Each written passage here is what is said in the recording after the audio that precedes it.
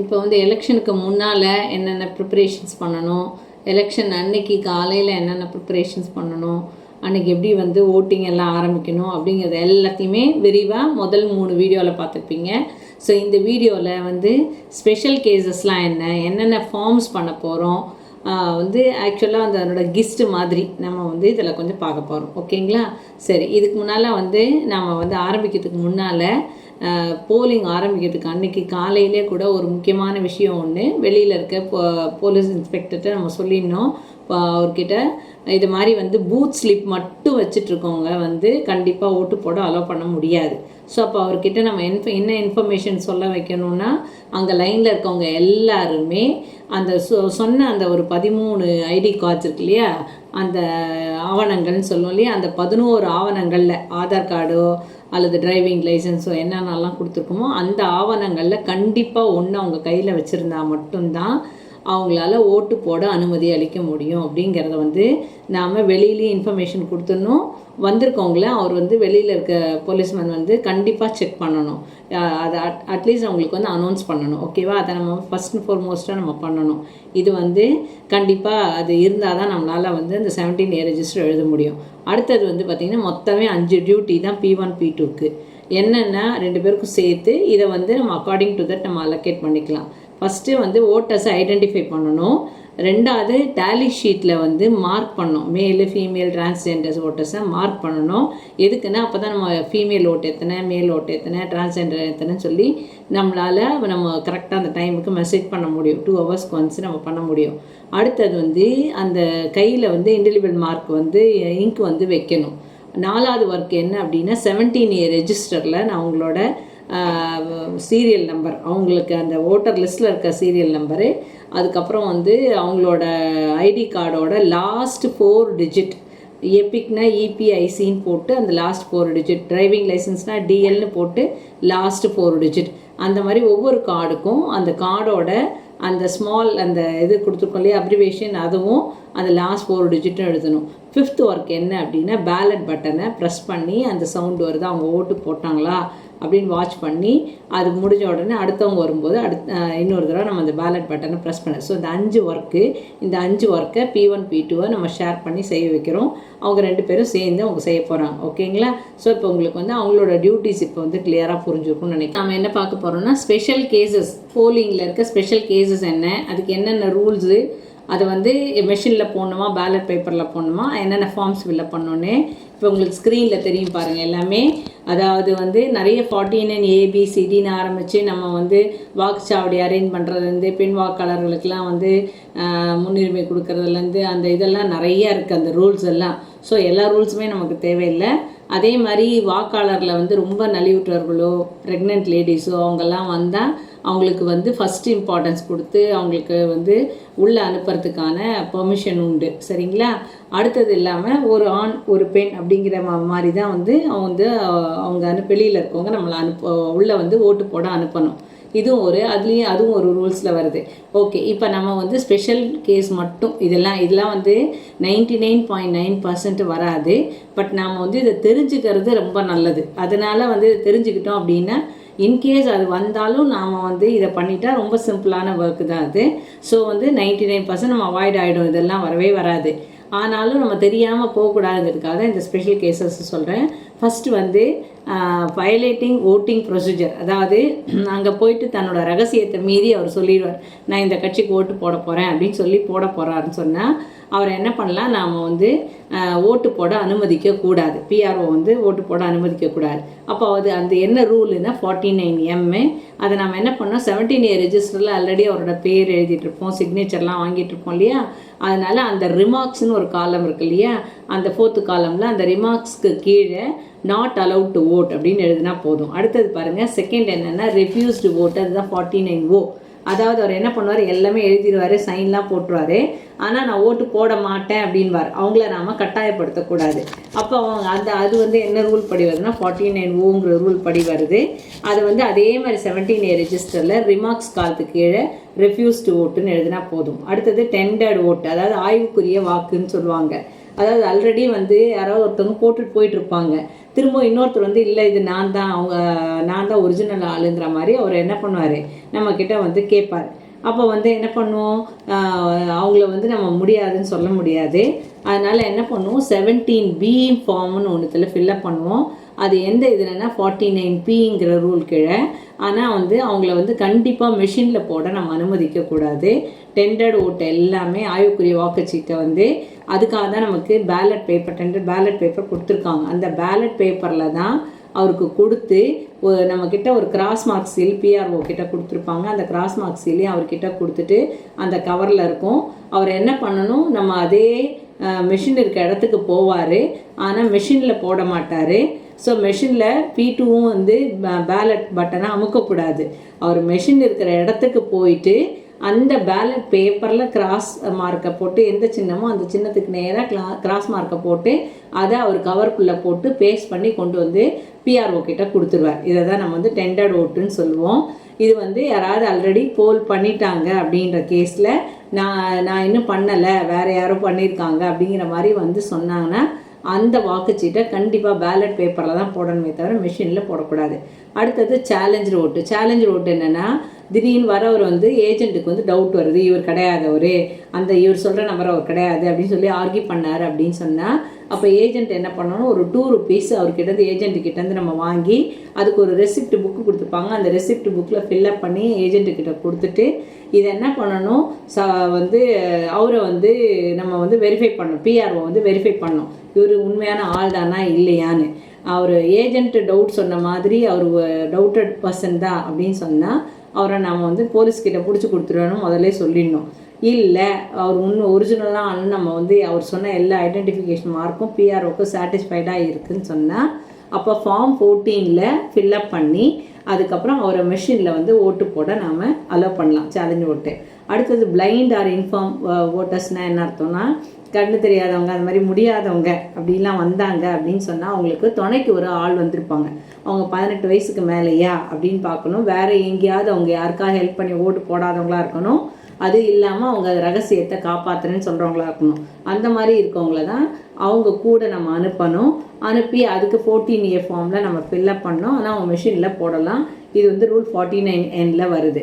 Proxy voters அப்படின்னா அவங்க வந்து மிலிட்ரியில் அது மாதிரி எங்காவது ஒர்க் பண்ணியிருப்பாங்க, அவங்களால வந்து போட முடியாத அந்த மாதிரி ஒரு கவர்மெண்ட் பர்சன் ரொம்ப வந்து இது மாதிரி இருக்கவங்கள அவங்களுக்கு வந்து ஆத்தரைஸ்டு லெட்டர்ஸ் ஆல்ரெடி அவங்க சப்மிட் பண்ணியிருக்கணும் எலெக்ஷன் கமிஷனுக்குலாம்.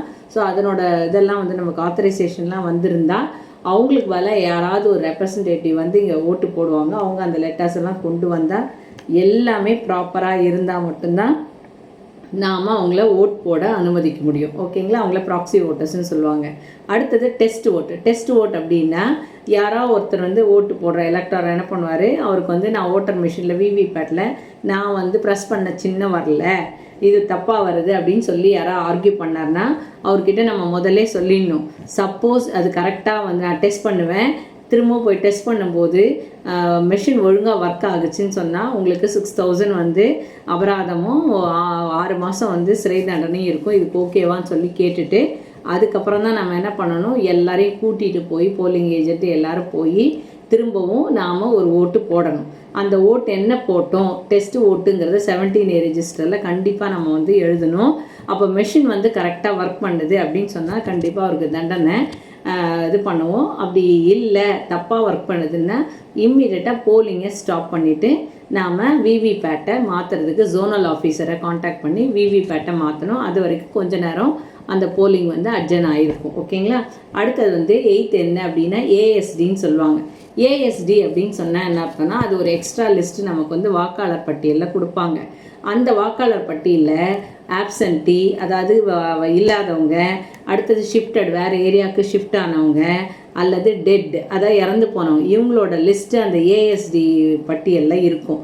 சப்போஸ் யாராவது ஓட்டு போகிறவர் வந்து அவரோட பேர் ஏஎஸ்டியில் தான் இருக்குது அப்படின்னு சொன்னால் அப்போ என்ன பண்ணணும், நாம் எல்லாத்தையும் அவரை வந்து திருப்பி தரவாக வந்து அவரோட ஐடென்டிஃபிகேஷன் எல்லாத்தையும் செக் பண்ணி சரி ஓகே ஆயிடுச்சு, அவர் கரெக்டானவர் தான், அது தெரியாமல் அந்த லிஸ்ட்டில் இருக்குது அப்படிங்கிற மாதிரியான ஒரு வெரிஃபிகேஷன் ஏஜென்ட்டு பிஆர்ஓ எல்லாருமே டிசைட் பண்ணிட்டாங்கன்னு சொன்னால் அதுக்கு அனெக்ஷர் 16 இருக்குது. அதில் வந்து அந்த ஃபார்மை ஃபில்அப் பண்ணும். இது இல்லாமல் 17A ரெஜிஸ்டரில் அவர் சைன் மட்டும் போட்டால் போதாது, கண்டிப்பாக அவரோட ஃபிங்கர் பிரிண்ட்டை நிச்சயமாக அந்த 17A ரெஜிஸ்டரில் பதிவு பண்ணணும். ஸோ அந்த ஏஎஸ்டி அந்த அடிஷ்னல் புக்கில் வரவங்க அந்த ஆப்சென்டி ஷிஃப்டட் டெட் அந்த புக்கில் வர பேர் இருக்க ஆள் வந்து போட்டாங்கன்னா அவங்க கையெழுத்து மட்டும் இல்லாமல் அவங்களோட ஃபிங்கர் பிரிண்ட்டை கண்டிப்பாக 17A ரெஜிஸ்டர் பண்ணி அதுக்கப்புறமா அவங்கள மெஷினில் ஓட்டு போட வைக்கலாம். ஓகேவா? இதெல்லாமே ஸ்பெஷல் கேசஸ் இன் போலிங் சொல்லுவாங்க. அடுத்து நம்ம வந்து என்னென்ன ஃபார்ம்ஸ் எல்லாம் வந்து ப்ரெசைடிங் ஆஃபீஸர் ஃபில்அப் பண்ணணும் அப்படிங்கிறத பார்க்கலாம். ஃபஸ்ட்டு வந்து மாக் போல் முடியும். நம்ம காலையில் எழுந்து நம்ம மெஷின் எல்லாம் கனெக்ட் பண்ணி எல்லாத்தையும் வெரிஃபை பண்ணிவிட்டு மாக் போல் ஸ்டார்ட் பண்ணுறோம். மாக் போல் வந்து முடித்த பிறகு மெஷினை உடனே கண்ட்ரோல் யூனிட்டை இம்மீடியட்டாக கிளியர் பட்டன் அழுத்தி எல்லா இதுவும் கிளியர் ஆகிடுச்சு அப்படின்ன பிறகு டோட்டல் அழுத்தி பாருங்கள் 0 இருக்குன்னு சொன்ன உடனே இம்மீடியட்டாக நம்ம வந்து கண்ட்ரோல் யூனிட் ஆஃப் பண்ணணும்னு சொல்லியிருக்கோம். ஆஃப் பண்ணிவிட்டு நாம் அந்த க்ரீன் பேப்பர் சீலு, ஸ்டிப் சீலு இதெல்லாம் எப்படி வைக்கிறோம், ஏன் வைக்கிறோங்கிறதெல்லாம் நான் உங்களுக்கு வந்து 3rd வீடியோவில் சொல்லியிருப்பேன். உங்களுக்கு ரொம்ப எலாபரேட்டாக பார்க்கணுன்னா நீங்கள் அந்த வீடியோ பார்த்துக்கலாம்.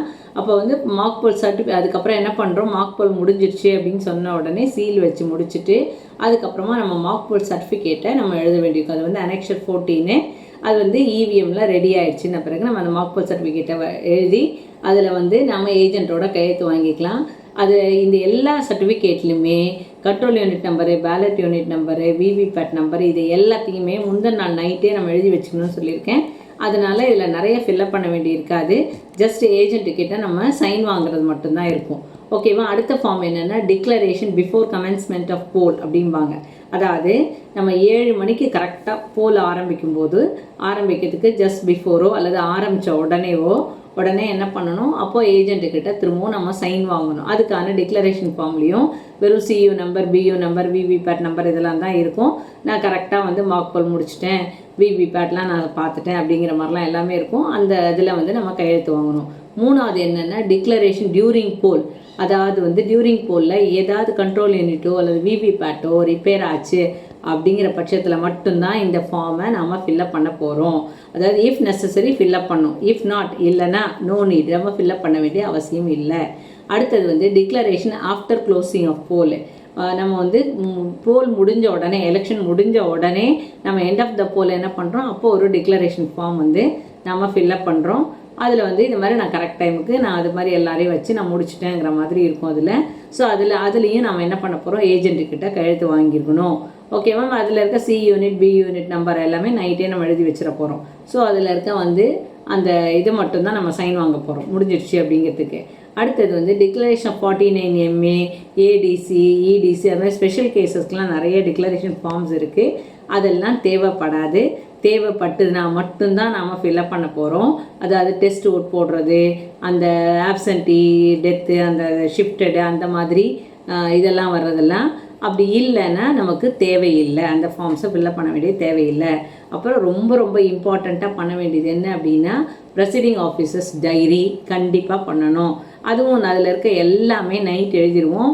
என்னென்ன சீல் கொடுத்தாங்க, சீரியல் நம்பர் என்ன, ஸ்பெஷல் டேக்ஸோட நம்பர் என்ன, சியூ நம்பர் என்ன, பியூ நம்பர் என்ன, விவிபேட் எல்லாமே எழுதியிருப்போம். ஸோ இப்போ அதில் நம்ம புதுசாக ஃபில்அப் பண்ணுறது என்னவா இருக்கும் அப்படின்னா எதெல்லாம் யூஸ் பண்ணியிருக்கோம், எதெல்லாம் அன்யூஸ்டாக இருக்குது, ஒவ்வொன்றுத்துலேயும் டேக்லேருந்து நமக்கு வந்து சீல்லேருந்து அந்த பேப்பர் சீல், க்ரீன் பேப்பர் சீல்லேருந்து எதை யூஸ்டு எது அன்யூஸ்டுன்னு பண்ணுவோம். அப்புறம் அந்த ஓட்டெல்லாம் நம்ம இது பண்ணி டோட்டல் நம்பர் ஆஃப் ஓட்ஸ் வந்து அந்த வாக்குச்சாவடிக்கு அலாட் பண்ண ஓட்டு என்னங்கிறத கூட நம்ம நைட் எழுதிடுவோம்.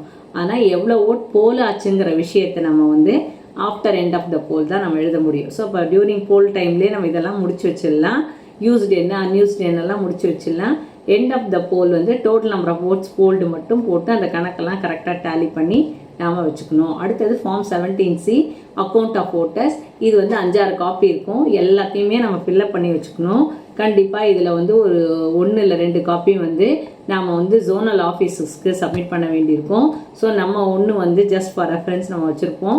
ஸோ மீதி இருக்கிற 2, 3 வந்து ஏஜென்ட்டுக்கு வந்து நம்ம கொடுப்போம். இன்னும் நிறைய ஏஜென்ட் வந்தாங்கன்னா அவங்கள வந்து ஜெராக்ஸ் காப்பி எடுத்துக்க சொல்லிக்கலாம். ஸோ அந்த 17C அக்கௌண்ட் ஆஃப் ஓட்டர்ஸை வந்து நாம் இது அந்த ஃபில்அப் பண்ண வேண்டிய விஷயங்கள் எல்லாம் நைட்டே நம்ம எல்லாத்தோட நம்பர்லாம் நைட் பண்ணிவிடுவோம்.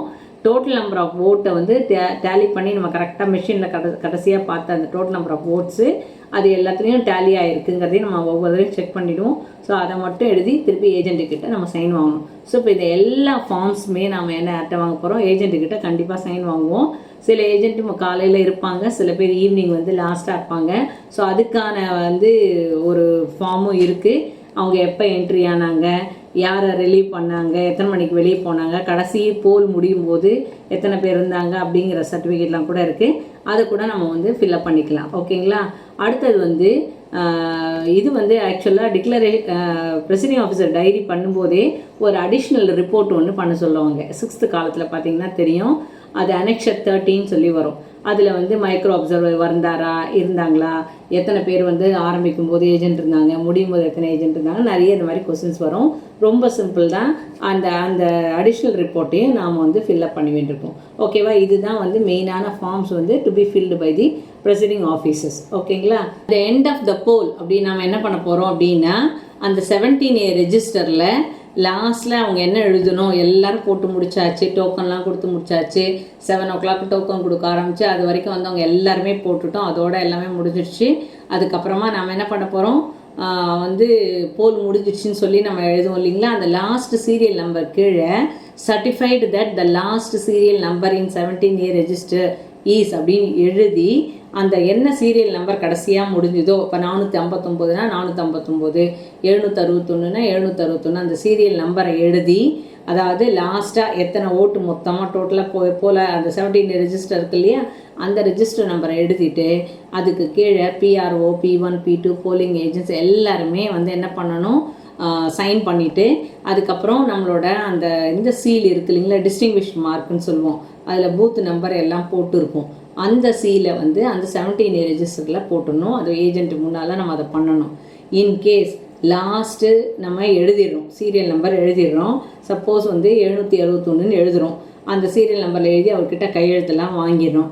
கையெழுத்து வாங்கிட்டு பேலட் பட்டனையும் அழுத்திடுறோம். பேலட் பட்டன் அழுத்தின பிறகு அந்த ஓட்டர் வந்து நான் வந்து போட மாட்டேன் நான் அப்படின்னு சொல்லி ரெஃப்யூஸ் பண்ணுறாரு. நம்ம ஏற்கனவே படித்தோம் இல்லையா 49 படி ரெஃப்யூஸ்டு ஓட்டுன்னு. ஸோ அந்த லாஸ்ட் ஆள் வந்து அந்த லாஸ்ட்டாக வரவர் வந்து ரெஃப்யூஸ் பண்ணுறாரு அப்படின்னா பேலட் பட்டன் ஆனில் இருக்கும். இப்போ நமக்கு என்ன பண்ண முடியும், நம்ம உடனே க்ளோஸ் பட்டனை அழுத்த முடியாது. அதனால் என்ன பண்ணணும், நம்ம பயப்படவே வேண்டாம். பேலட் பட்டன் ஆனில் இருந்ததுன்னு சொன்னாலும் ஃபஸ்ட்டு ஸ்டெப் என்ன பண்ணணும், கண்ட்ரோல் யூனிட்டை சுவிட்ச் ஆஃப் பண்ணணும். ரெண்டாவது ஸ்டெப் என்ன பண்ணணும், விவிபேட்டில் இருக்க கேபிளை நம்ம ரிமூவ் பண்ணிடணும். ரிமூவ் பண்ணி அதை வந்து நாம் லாக் பொசிஷனுக்கு கொண்டு வந்துடணும். கிடைமட்டமாக நம்ம சொல்லுவோம் இல்லையா, லாக் பொசிஷனுக்கு நம்ம வந்து ஹரிசாண்டலாக கொண்டு வந்துடணும். நம்ம வெர்டிக்கலாக இருக்கிறத ஹரிசாண்டலாக கொண்டு வந்துடணும். மூணாவது ஸ்டெப் 3 என்ன பண்ணோன்னா, திரும்பவும் கண்ட்ரோல் யூனிட்டை சுவிட்ச் ஆன் பண்ணணும். ஏன்னா ஃபஸ்ட்டு ஆஃப் பண்ணிவிட்டு விவிபேட் கேபிளை ரிமூவ் பண்ணோம், அடுத்தது கண்ட்ரோல் யூனிட்டை சுவிட்ச் ஆன் பண்ணுறோம். சுவிட்ச் ஆன் பண்ணிவிட்டு இப்போ நாம் என்ன பண்ணோம், டோட்டல் பட்டனை நம்ம வந்து சியூவில் கண்ட்ரோல் யூனிட்டில் நம்ம டோட்டல் பட்டனை அழுத்தணும். அழுத்திட்டு அதை ஏஜென்ட்டுக்கிட்ட காமிச்சிட்டு இதான் இப்போ டோட்டல் அப்படின்னு சொல்லி காமிக்கணும். ஏன்னா நம்ம 761வது ஆள் ரெஃப்யூஸ் பண்ணதுனால அந்த மெஷினில் 760 தான் காமிக்கும் இல்லைங்களா. அப்போ வந்து நம்ம 17A ரெஜிஸ்டர் 761 இருந்தால் கூட மெஷினில் இப்போ 760 தான் இருக்கும். ஏன்னா கடைசி ஆள் நம்ம ஓட்டு போடல. ஸோ அதனால் டோட்டல் பட்டனை அவர்கிட்ட கரெக்டாக இருக்கான்னு காமிச்சிட்டு அதுக்கப்புறம் இம்மீடியட்டாக க்ளோஸ் பட்டனை அவங்கக்கிட்ட சொல்லிவிட்டு நாம் அழுத்திடணும். க்ளோஸ் பட்டன் அழுத்தின பிறகு அதுக்கப்புறம் யாருமே ஓட்டு போட முடியாது. அதுக்கப்புறம் க்ளோஸ் பட்டன் அழுத்தி முடித்தோம் உடனே நெக்ஸ்ட் ஸ்டெப்பு திரும்பவும் கண்ட்ரோல் யூனிட்டை நம்ம ஆஃப் பண்ணணும். ஸோ வந்து நமக்கு எந்த டென்ஷனும் இல்லை. இது வந்து இதுவும் ஒரு ஸ்பெஷல் கேஸ் இருந்தால் இதை நம்ம செய்ய போகிறோம். அதாவது லாஸ்ட் ஓட்டராக வரவர் ரெஃப்யூஸ் பண்ணார்னா 49 படி ஒரு ரெஃப்யூஸ் பண்ணார்னா நம்ம சிம்பிள் வந்து கவர்ஸ் எல்லாம் என்னென்ன கலர் கவர்ஸில் என்னென்ன பண்ண போகிறோன்னு பார்க்கலாம். ரொம்ப சிம்பிள் தான். ஒயிட் கவர், அதுதான் மாஸ்டர் கவர்னு சொல்லுவோம். White cover, green cover, yellow colour cover, அப்புறம் ப்ரௌன் கலர் கவர் இப்படிலாம் இருக்குது. என்ன பண்ணலான்னா ரொம்ப ரொம்ப சிம்பிளாக நம்ம ஞாபகம் வச்சுக்க வேண்டியது ஒன்று தான். PRO எதெல்லாம் வச்சுட்டு ரெஸ்பான்சிபிலிட்டியாக வச்சுருக்குறாங்களோ அதை எல்லாத்தையும் தான் அந்த மாஸ்டர் கவர் ஒயிட் கவரில் போடணும். PRO என்னென்ன வச்சுருப்போம், 17C ஓட்டர்ஸை அவங்களுக்கு கொடுக்க போகிறோம். அதுதான் அக்கௌண்ட் ஆஃப் ஓட்டர்ஸு. ஓகேங்களா. அதில் தான் வந்து மெயின் வந்து நம்ம ஏஜென்ட்டுக்கு கொடுக்க போகிறோம், ஜோனல் ஆஃபீஸருக்கு ஒரு காப்பி கொடுக்க போகிறோம், ரெஃபரன்ஸ்க்கு ஒரு காப்பி வச்சுக்க போகிறோம். அதுதான் ஒரு 5-6 காப்பி இருக்கும். ஸோ அப்போ அந்த 17Cயோட இது வந்து ரெஸ்பான்சிபிலிட்டி ப்ரெசிடிங் ஆஃபீஸர் தான் அந்த இது. அடுத்தது ப்ரெசிடிங் ஆஃபீஸர்ஸ் டைரி அவங்க தான் எழுத போகிறாங்க. ஸோ அந்த ப்ரெசிடிங் ஆஃபீஸர்ஸ் டைரி. அடுத்தது விசிட்டர் ஸ்ட்ரீட் அவங்கக்கிட்ட இருக்கும். அந்த விசிட்டர் ஸ்ட்ரீட்டில் அப்போ யாராவது ஜோனல் ஆஃபீஸர்ஸோ இல்லை வேறு யாராவது விசிட்டுக்கு வந்தாங்கன்னா அவங்கக்கிட்ட கண்டிப்பாக சைன் வாங்கி வச்சுக்கோங்க. ஸோ அப்போ அது அடுத்தது ரிப்போர்ட் கிவன் அதாவது மைக்ரோ அப்சர்வர் பற்றி அவர் கொடுக்குற ரிப்போர்ட், அவர் என்னெல்லாம் ரிப்போர்ட் கொடுக்குறாரோ அது நம்மக்கிட்ட பிஆர்ஓ கிட்ட கொடுப்பார் இல்லையா, இதுதான் வந்து மெயினாக இருக்க அந்த ஒயிட் கலர் கவர் மாஸ்டர் கவர்னு சொல்கிறோம். இதை வந்து எல்லாத்தையும் போட்டு வச்சுக்கோங்க ரெடியாக. ஜோனல் ஆஃபீஸர்ஸ் வந்து எல்லாத்தையும் செக் பண்ணிவிட்டு ஓகேன பிறகு அதை நம்ம பேஸ்ட் பண்ணி சீல் பண்ணிவிடுவோம். அடுத்தது க்ரீன் கலர் கவர் என்னென்னா P1 P2 என்னெல்லாம் வச்சுருக்காங்களோ அதுதான் green colour cover. P1 P2 கிட்ட என்ன இருக்கும், மார்க்கெட் காப்பி இருக்கும். நம்ம வந்து ஆன்னா அண்டர்லைன் பண்ணி பெண்ணுனா வந்து டிக் பண்ணி வச்சுருப்போம் இல்லையா, அந்த மார்க்கெட் காப்பி வாக்காளர் பட்டியல் இருக்கும். அடுத்தது 17A ரெஜிஸ்டரில் அவங்களோட எபிக் ஐடி அதுக்கப்புறம் டிரைவிங் லைசன்ஸ் அப்படின்னு சொல்லி எல்லாத்தையும் ஐடியெல்லாம் எழுதி அவங்கக்கிட்ட சைன் வாங்குகிறோம் இல்லையா 17A ரெஜிஸ்டரில். ஸோ அந்த ரெஜிஸ்டர் முக்கியமாக அது இருக்கணும். அடுத்தது யாராவது டெண்டர் பேலட் பேப்பரில் போட்டாங்க அப்படின்னா அது 17B ஃபார்ம்லாம் இருந்ததுன்னா அதை வைப்போம். அதுக்கப்புறம் அந்த டெண்டர் பேலட்டில் அன்யூஸ்டாக இருக்கிற மீதி இருக்க பேலட்டையும் அந்த இதில் போட்டணும். இதுதான் க்ரீன் கலர் கவரில் மெயினாக இருக்க வேண்டிய விஷயங்கள். இது அப்போ வந்து எல்லோ கலர் கவர் என்ன அப்படின்னா அது ஸ்பெஷல் கேசஸோட ஃபார்ம்ஸ் எல்லாம் எல்லோ கலர் கவரில் இருக்கும். மார்க்கெட் காப்பி தவிர மீதி இருக்க அந்த ரெஃபரன்ஸ் காப்பி, ஏஜென்ட்டோட அப்பாயின்மெண்ட் ஆர்டரு, அந்த ஃபார்ம் 10, அப்புறம் இடிசி ஃபார்மு, அப்புறம் வந்து சேலஞ்சு ஓட்டு ஃபார்மு, அதுக்கப்புறம் receipt book, blind or infirm ஓட்டர்ஸ்க்கு கொடுக்குற அந்த form 14A, declaration of age, இது எல்லாமே எந்த சீலெல்லாம் அன்யூஸ்டாக வச்சுருக்கோமோ, டேகோ, க்ரீன் பேப்பர் சீலோ, special tag, address tag, strip seal, இது மாதிரி அன்யூஸ்டாக இருக்க இது எல்லாத்தையுமே நம்ம எல்லோ கலர் கவரில் போட்டு கொடுக்கணும். அடுத்தது இதை தவிர மீதி இருக்க எல்லா மெட்டீரியல்ஸும் இங்கு, ஸ்டாம்ப் பேடு, ஆரோ கிராஸு, அடுத்த ரப்பர் ஸ்டாம்ப், இந்த மாதிரி இருக்க எக்ஸ்ட்ரா மெட்டீரியல் எல்லாத்தையுமே ப்ரௌன் கலர் கவரில் போட்டு கொடுக்கணும். அப்போ நம்ம எப்படி ஞாபகம் வச்சுக்கணும், பிஆர்ஓ இதுக்கெல்லாம் கம்ப்ளீட்டாக பொறுப்போ அவங்கக்கிட்ட இருக்க முக்கியமான விஷயம் 17C presiding officer diary, visitor sheet, report by வந்து மைக்ரோ அப்சர்வர், இதுதான் மாஸ்டர் கவர் அப்படின்னு ஞாபகம் வச்சுக்கணும். P1 P2 கிட்ட என்னெல்லாம் இருக்குன்னு யோசிச்சிங்கன்னா இதெல்லாம் வந்துடும். Marked copy, 17A register, tender ballot, unused tender ballot, இதெல்லாம் வந்து க்ரீன் கலர் கவர். மீதி எல்லோ கலர் கவர் வந்து ஸ்பெஷல் ஃபார்ம்ஸு, அன்யூஸ்டு எல்லாமே. ப்ரௌன் கலர் கவரு எக்ஸ்ட்ராவாக இருக்க எல்லா ஐட்டமும் அதில் தூக்கி போடுறோம். இதுதான் நம்ம கவர் நம்ம ரொம்ப பயப்பட வேண்டாம். இதுதான் கவர்ஸு. இதில் ஒன்று மட்டும் என்னென்னா, சப்போஸ் ஒரு டிக்ளரேஷனுக்கும் நமக்கு இல்லை, பிளைண்ட் இன்ஃபார்ம் ஓட்டர்ஸ்லாம் இல்லை, டிக்ளரேஷன் ஆஃப் ஏஜுக்கு யாருமே இல்லை அப்படிலாம் இருந்தால் ஜஸ்ட் அதுக்குள்ளே நில்லுன்னு போட்டு அந்த பேப்பரில் நில்லுன்னு எழுதி அந்த கவருக்குள்ளே போட்டு அந்த கவரை நம்ம ரெடி பண்ணி வைக்கணும். ஓகேங்களா? இல்லைங்கிறதுனால சும்மா அதை போடக்கூடாது. நில்லுன்னு சொல்லி ஒரு காலம் நம்ம ஒரு பேப்பரில் எழுதி